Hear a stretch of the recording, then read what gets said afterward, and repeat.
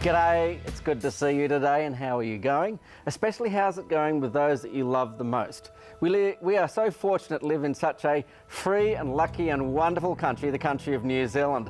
You may be watching this, who knows where around the world, through YouTube or on one of our other broadcasts. But welcome today, we're celebrating ANZAC Day in New Zealand. And here we remember the lives of those people who gave themselves so that we could preserve our freedom today. It's a pertinent topic in New Zealand because it's ANZAC Day, the 25th of April. Did you know that there will be hundreds of New Zealanders going back to the country of Libya as soon as they possibly can? Why? Because in World War II, what happened was that the New Zealand soldiers fought in the battles of Libya. They were supporting General Patton. Hundreds lost their lives.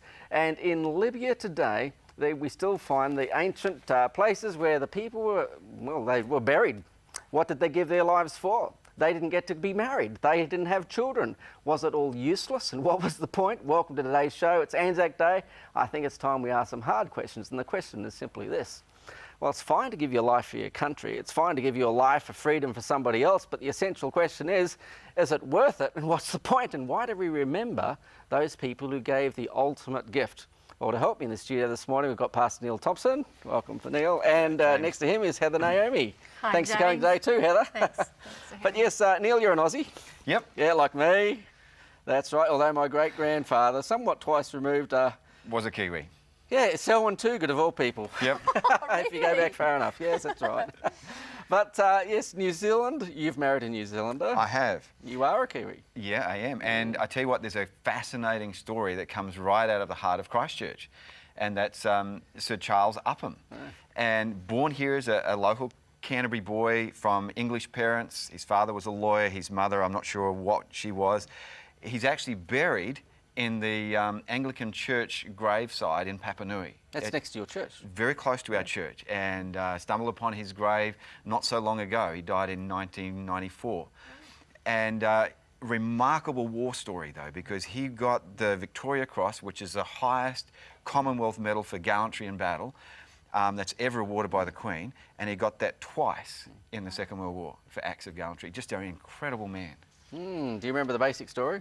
Well, basically, his favoured weapons was a little tiny handgun that he'd carry and a hand grenade. And while he would get his whole unit, he refused to take the credit for himself. He'd get his unit to try and divert the enemy while he crawled up and would drop a hand grenade in. He blew up a building. He then took out a couple of machine gun nests. And he feigned dead one time while German soldiers were coming in, and he shot them both, one falling right on the end of his rifle butt.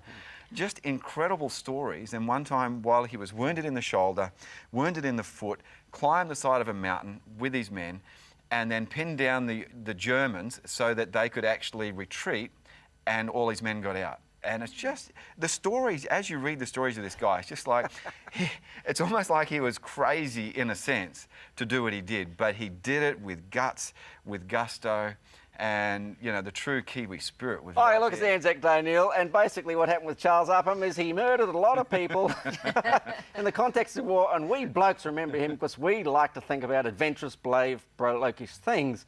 But Heather, I want you to explore this with us for about a minute.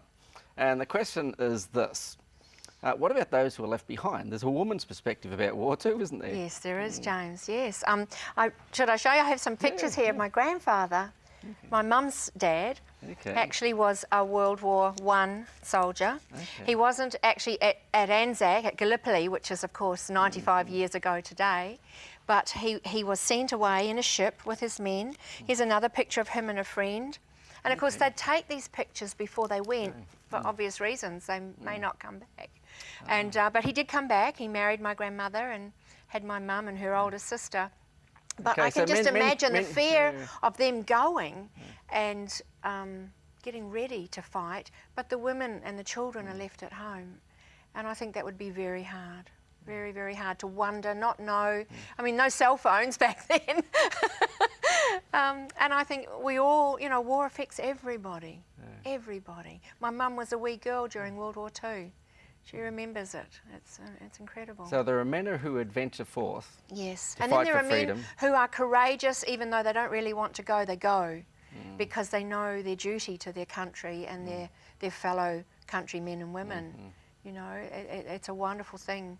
And of course today men and women go to war. It's no longer just men. It's just a beautiful, beautiful song. It's from the Peter Pan movie, and the song is called A Distant Melody. In the fields of Flanders, almost 100 years ago, World War II was raging. So many gave their lives for freedom today.